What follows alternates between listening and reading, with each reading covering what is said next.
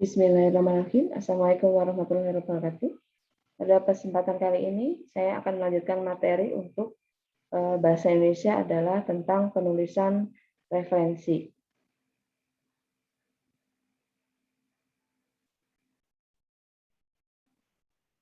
Untuk penulisan referensi ini bisa kita lihat bahwa referensi itu sendiri merupakan sumber daripada penelitian, ya, di mana ini merupakan bisa berupa skripsi atau disertasi atau tesis ataupun laporan untuk penelitian. Prinsip-prinsipnya yaitu merujuk kepada tulisan atau karangan beberapa prinsip yang diperhatikan di sini merujuk pada pendapat orang lain, ya misalnya tulisan di media online, ya seperti detiknews.com atau misalnya media-media online lainnya seperti kompas.com. Kemudian tidak melakukan perubahan apabila rujukan itu diambil secara langsung. Artinya kita tidak boleh mengimprovisasi rujukan tersebut. Selanjutnya adalah apabila menghilangkan kutipan, maka penghilangan itu dinyatakan dengan mempergunakan 3 titik berspasi. Ya. Kemudian ada sumber-sumber referensi. Di sini ada penulisan karya itu bisa dirujuk dari berbagai sumber seperti buku, ya, majalah ilmiah, ensiklopedia atau kamus, rekaman suara, media audiovisual, kemudian buku terjemahan, buku bahasa Inggris, buku tidak disertasi, nama penulis dan editor, serta di sini adalah koran, jurnal, artikel, serta internet. Kalau internet itu lebih kepada link, misalnya URL, www apa gitu ya, yang ada sumber yang dibutuhkan untuk penulisan karya ilmiah tersebut. Jenis-jenis referensi, ya ini ada perujukan kutipan langsung. Di sini kurang dari 4 baris, ya ada penjelasannya. Kemudian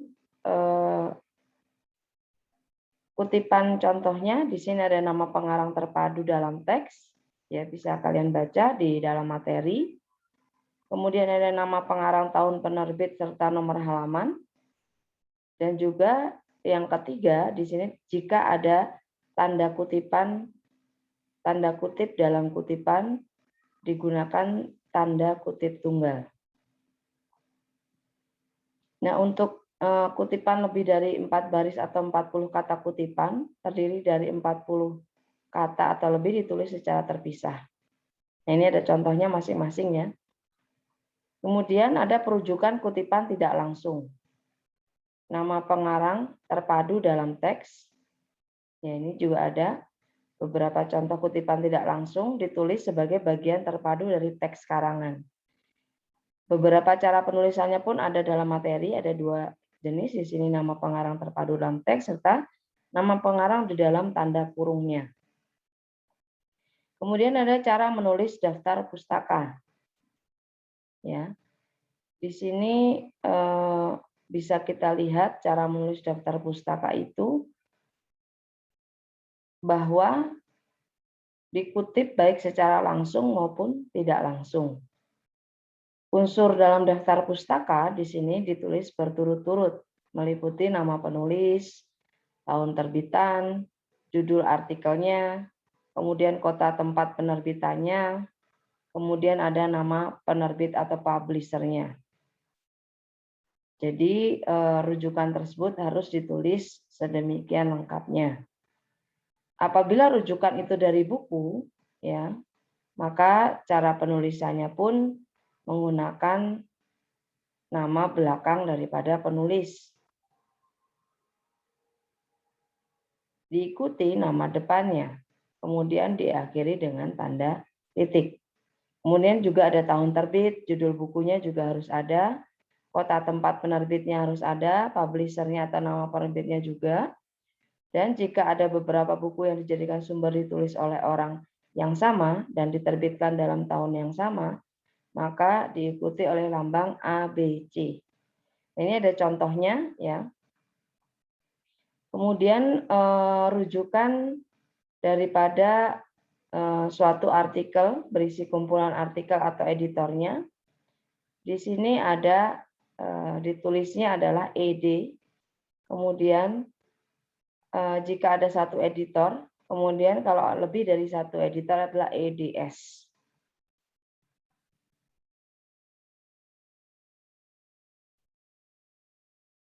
Rujukan dari artikel buku kumpulan artikel dan editor, di sini juga ada cara penulisannya ya.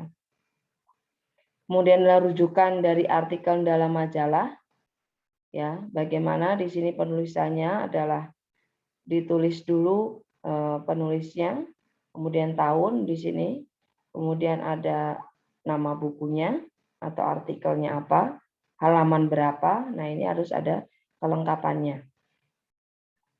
Yang keenam, di sini rujukan berupa karya tambahan, karya terjemahan.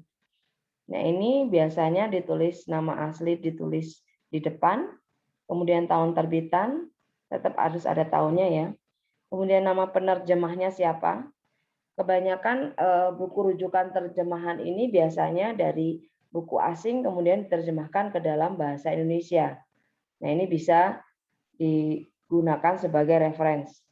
Cara penulisannya bisa kalian lihat dalam literatur sumber modul.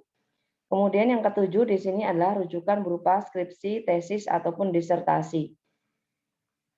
Nah, ini contohnya ada nama penulis, ada tahunnya, kemudian judul disertasi atau judul skripsinya, kemudian dia dari universitas mana dengan program doktor ataupun program pasca sarjana atau program sarjana, dan nama kampusnya yang terakhir. Kemudian ada rujukan dari koran serta penulis. Di sini ada nama korannya atau nama medianya apa, bulan apa, dan tanggal berapa, serta tahun kapan. Kemudian judul artikelnya itu apa, kemudian ada halamannya, halaman berapa. Kemudian ada rujukan dari internet. Nah, ini lebih kepada bagaimana ini semua bisa diambil sebagai referensi, yang tentunya ada nama penulis di media internet tersebut, kemudian judul artikelnya apa, dan untuk URL-nya itu biasanya bercetak miring. Kemudian kapan diaksesnya, tanggal berapa, tahun, bulan, dan ini harus dilengkapi dengan sumber-sumber yang disebutkan tersebut. Kemudian ada rujukan dari internet ya berupa email pribadi. Ya, di sini ada contoh tulisannya. Dan juga referensi ini juga ada tentang catatan kaki. Untuk catatan kaki akan dibahas pertemuan selanjutnya. Terima kasih atas perhatiannya.